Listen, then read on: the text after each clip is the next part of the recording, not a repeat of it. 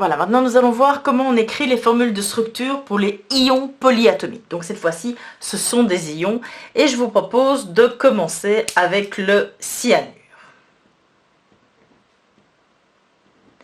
Alors le cyanure, Cn- est un ion.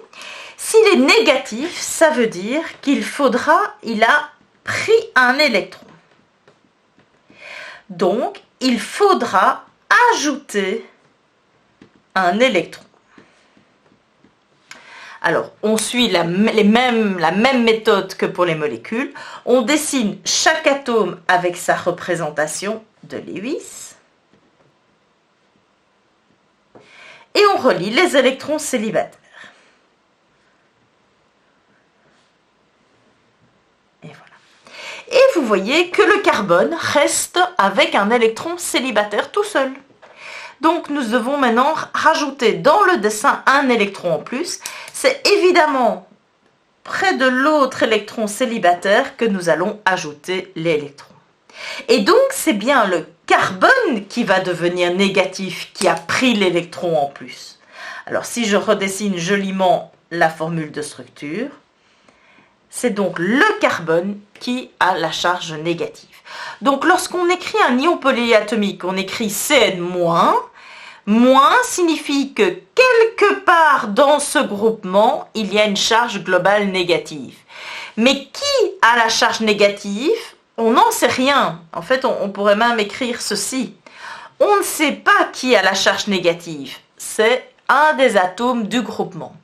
Le seul moyen de savoir qui a la charge négative, c'est de faire le dessin, la formule de structure, et on voit dans ce cas-là que c'est le carbone qui a la charge négative. Alors, je vous propose maintenant de dessiner l'ammonium, l'ion NH4+. Alors, vous voyez que la charge est positive. Ça veut dire quoi? Ça veut dire que l'ion, le groupement, il a perdu un électron. Donc, il faudra enlever un électron de notre dessin, de notre formule de structure. Alors, on dessine chaque atome avec sa représentation de Lewis.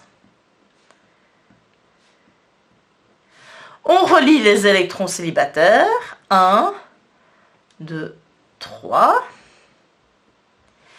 Alors, on a un problème parce qu'on n'a plus d'électrons célibataires, mais rappelez-vous, le doublet électronique est formé de 2 électrons. On relie un électron à l'électron célibataire du 4e H. Et il faut enlever un électron. On va enlever l'électron qui reste. Donc, c'est l'azote qui devient positif.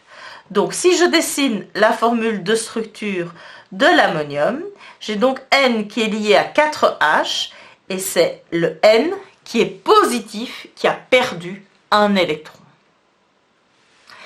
L'azote, si on regarde, a 1, 2, 3, 4, 5, 6, 7, 8 électrons.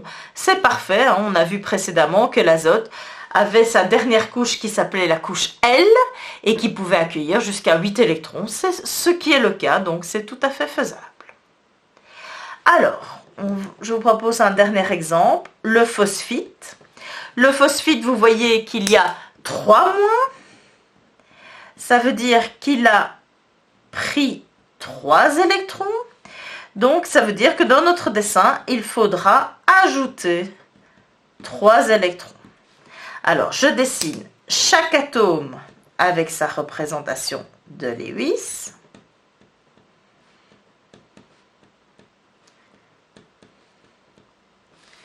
Et je relie les électrons célibataires. Donc, je relie le P avec le O, le P avec le O et le P avec le O. Mais il faudra encore ajouter 3 électrons en plus. Alors, vous voyez que le premier O a un électron célibataire tout seul. Hop, je vais lui rajouter un copain.